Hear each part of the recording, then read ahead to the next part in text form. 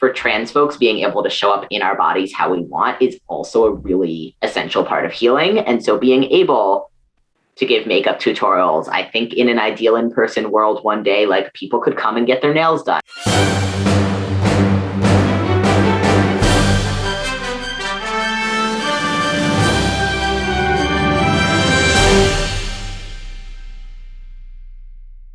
Welcome to Bite-Sized Bits of Good, short stories with a big heart, and our money-making message at the end, all in under 10 minutes. I'm Todd Michael Barnes. Recently, we dropped in on the City of Minneapolis' 8th Annual Trans Equity Summit.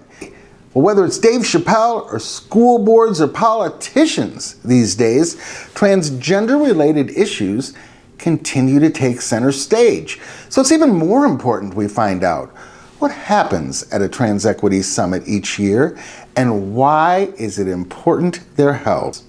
Well, we're just about a minute in. Our stopwatch is running.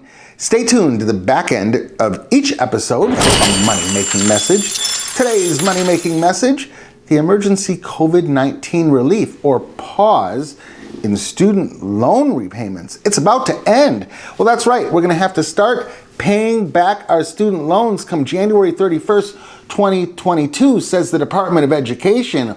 Or do we? Stay tuned at the end, and we'll tell you how to either continue to pause, refinance, or even have your student loans forgiven. So what does happen each year at a Trans Equity Summit? And most importantly, why was it critical to attend? Bite-Sized Bits of Good invite you to chew on this. And thanks for having me again. I'm Track. I use they, them pronouns. I'm the Trans Equity Project Coordinator for the City of Minneapolis.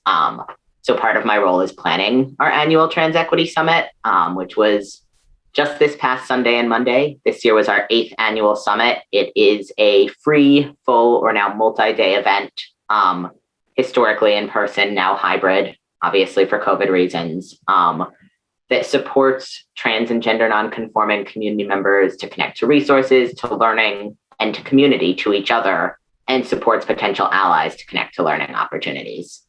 How many people participated, and talk to us about maybe some of the highlights? I would say multiple hundreds, and I have no idea where in that range we are. Some of the highlights, our keynote speaker this year was Erica Woodland. He is the founder and executive director of the National Queer and Trans Therapists of Color Network, and spoke about healing justice and what healing looks like in the movements that we are part of as trans folks. And his keynote was definitely a highlight. We had, even though we were streaming them virtually, we managed to have multiple performers with Rare Productions who performed as parts of our opening and closing. And this was the 3rd year we've offered what we called a holistic healing and aesthetic space. So people could sign up for one-on-one virtual or in-person body work, tarot card readings, makeup tutorials, etc. So in addition to the workshops and some of the other programming, it was really a highlight to be able to continue expanding and growing that part of the programming. For trans folks, being able to show up in our bodies how we want is also a really essential part of healing. And so being able to give makeup tutorials, I think in an ideal in-person world one day, like people could come and get their nails done, people could come and get their hair done. It could look a variety of different ways, but it is very intentional that we compensate practitioners so that people have free access to all of these healing offerings that might be less accessible to them at other points, and that they have that access from primarily, if not exclusively, trans and gender nonconforming practitioners who they might feel more comfortable trusting with, the intimacy of getting any type of embodied support. What has meant the most to people for having this summit? That's a really good question. I am hopeful and excited by the idea of next year being able to offer somewhat more in-person programming. I think one of the big highlights of the summit as well is people just getting to be in a primarily trans space all day and connect with each other and meet new people and see themselves reflected around them in every direction. Folks who have made really good connections at the Career and Resource Fair, folks who have started dating because they met at the summit, like a wide variety. there's not one thing that specifically stands out, which honestly feels really special and exciting in and of itself. The U.S. Department of Education announced a final extension of the COVID-19 emergency relief for federal student loans ends on January 31st, 2022. That's right, the pause in student loan repayment because of COVID-19 ends January 31st. So as of February 1st, 2022, our student loan payments, they're once again due.